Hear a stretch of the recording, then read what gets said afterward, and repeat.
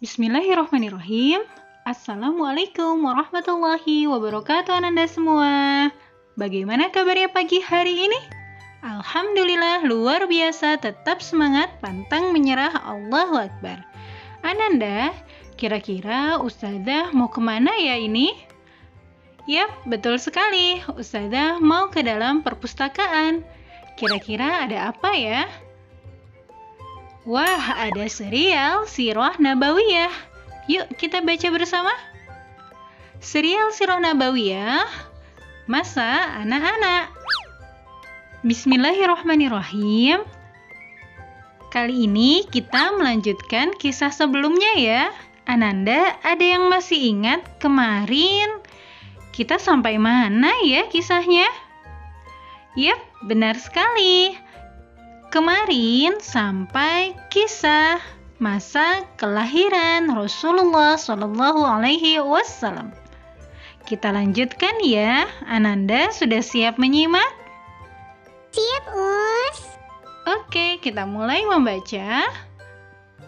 Nabi Muhammad Shallallahu Alaihi Wasallam lahir dalam keadaan yatim.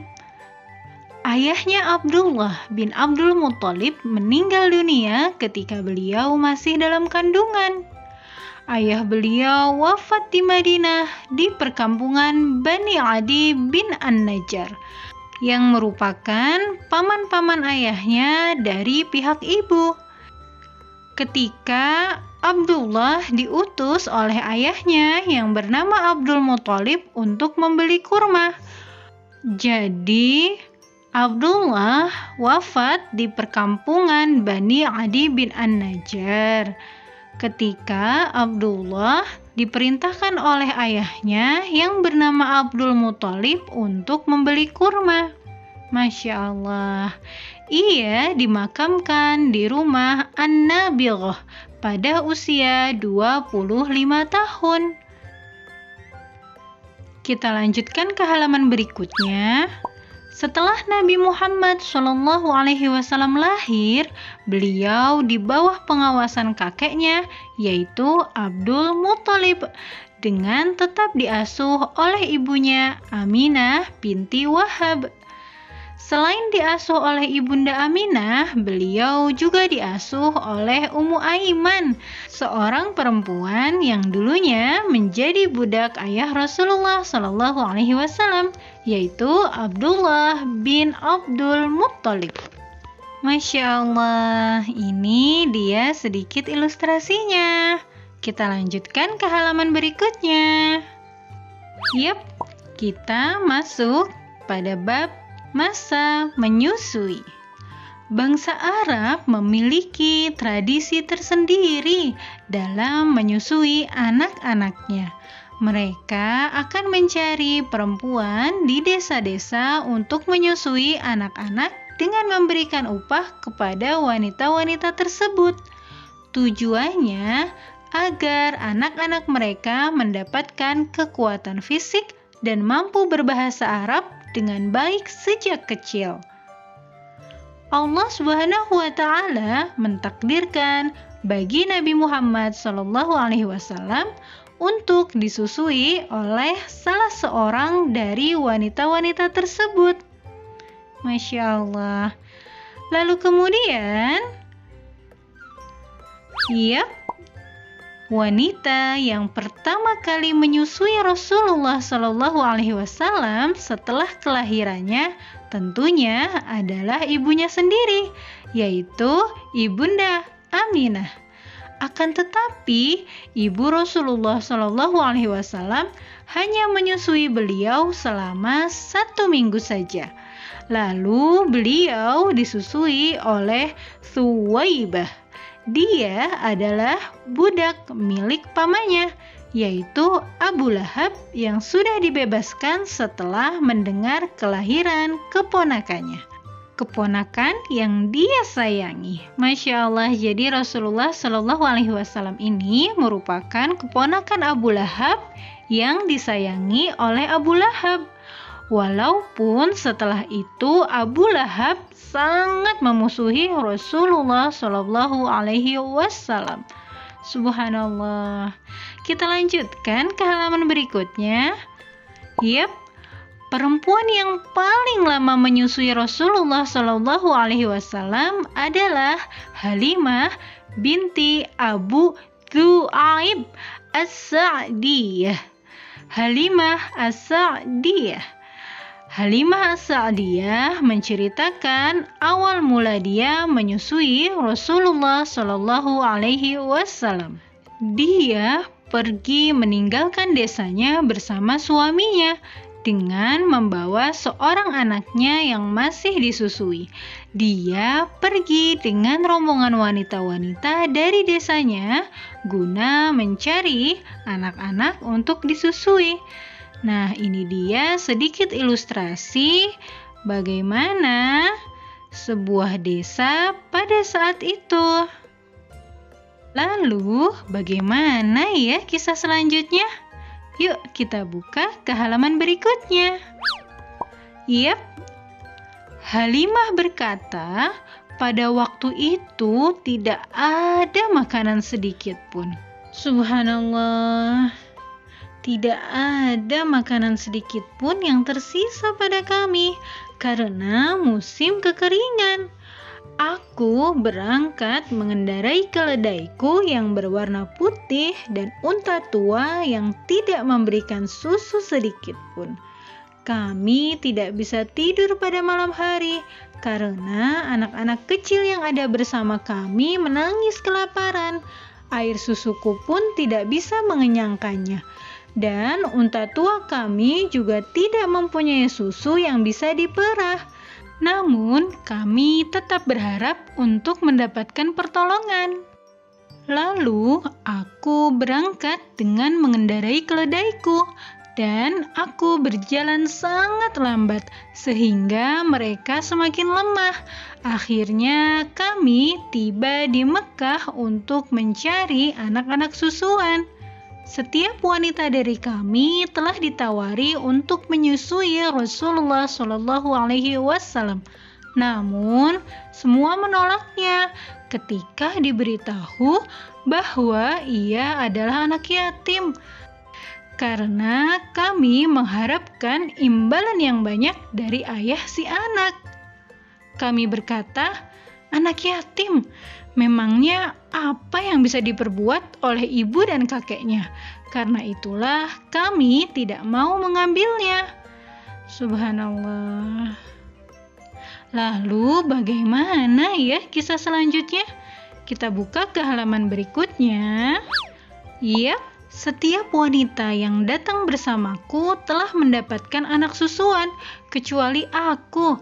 Ketika kami memutuskan untuk pulang, aku berkata kepada suamiku, "Demi Allah, aku tidak akan pulang bersama teman-temanku tanpa membawa anak yang bisa aku susui.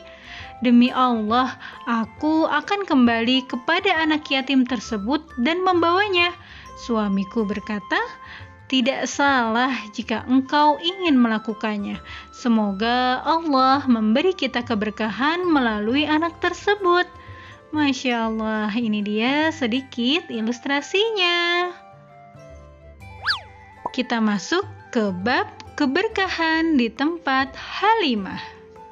Halimah berkata, "Aku pun pergi ke anak yatim itu untuk mengambilnya, karena aku tidak mendapatkan anak kecuali dia."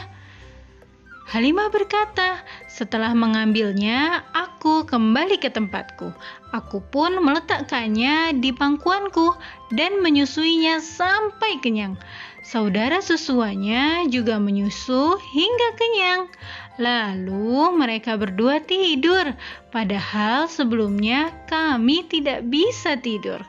Masya Allah, ini ilustrasinya. Kita lanjutkan ke halaman berikutnya. Lalu suamiku pergi menuju unta tuanya dan ternyata susunya penuh. Ia pun segera memerahnya dan meminumnya, dan aku pun minum bersamanya hingga kami kenyang. Kami melewati malam tersebut dengan indah. Masya Allah, ini ilustrasi untanya. Halimah berkata, pada pagi harinya suamiku berkata, demi Allah wahai Halimah, engkau telah mendapatkan anak yang penuh berkah. Aku berkata, demi Allah, aku pun berharap demikian. Masya Allah, salah satu keberkahan yang didapatkan oleh Halimah, keberkahan yang dilimpahkan oleh Allah. Masya Allah. Lalu selanjutnya Halimah berkata, kemudian kami berangkat dengan mengendarai keledaiku dan aku membawanya bersamaku. Demi Allah, aku mampu melewati rombonganku tanpa ada satupun dari mereka yang sanggup menyusulku. Bahkan teman-temanku berkata kepadaku, wahai putri Abu Zu'aib, tunggulah kami, bukankah ini keledaimu yang engkau kendarai saat pergi? Aku menjawab, ya betul, demi Allah inilah keledai itu. Mereka berkata, demi Allah sungguh ada sesuatu padanya. Masya Allah, ini dia ilustrasi keledai dan unta. Keledai Halimah berjalan cepat. Lalu kita lanjutkan ke halaman selanjutnya. Kemudian kami tiba di desa kami, perkampungan Bani Sa'ad, desa yang sangat kering.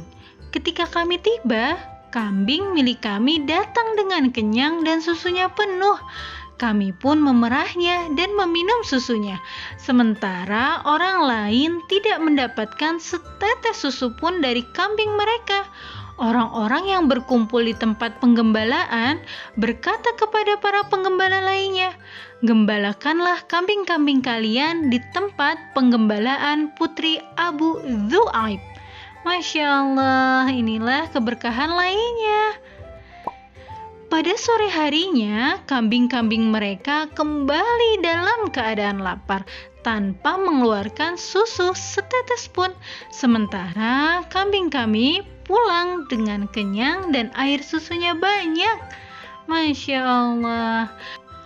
Kami senantiasa mendapatkan tambahan nikmat dan kebaikan dari Allah. Hingga masa 2 tahun telah berlalu dan aku menyapihnya. Ia tumbuh berbeda dari anak-anak lain.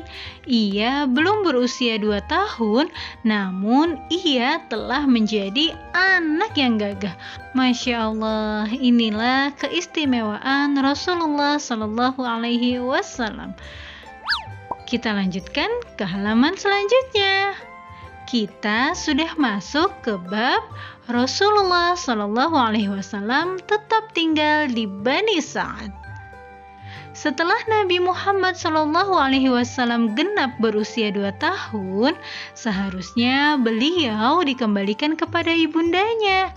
Akan tetapi Halimah sangat berharap agar beliau tetap berada di rumahnya karena melihat banyaknya keberkahan yang diperoleh. Halimah berkata, kemudian kami mengantarkannya kepada ibunya, sementara kami lebih menginginkan ia tetap bersama kami karena melihat keberkahan yang ada padanya.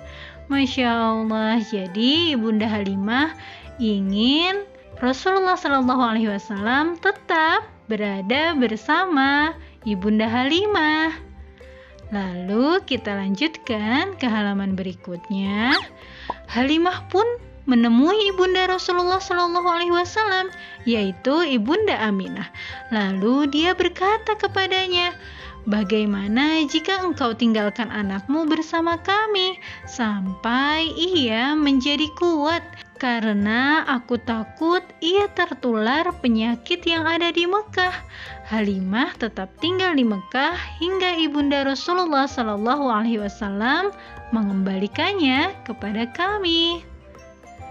Jadi kisahnya seperti itu ya nak. Ini dia sedikit ilustrasinya. Kita buka ke halaman berikutnya. Masya Allah, kita masuk ke bab pembelahan dada Rasulullah Sallallahu Alaihi Wasallam.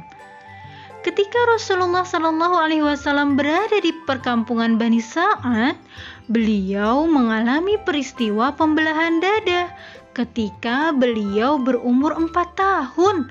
Rasulullah Shallallahu Alaihi Wasallam menceritakan kejadian itu.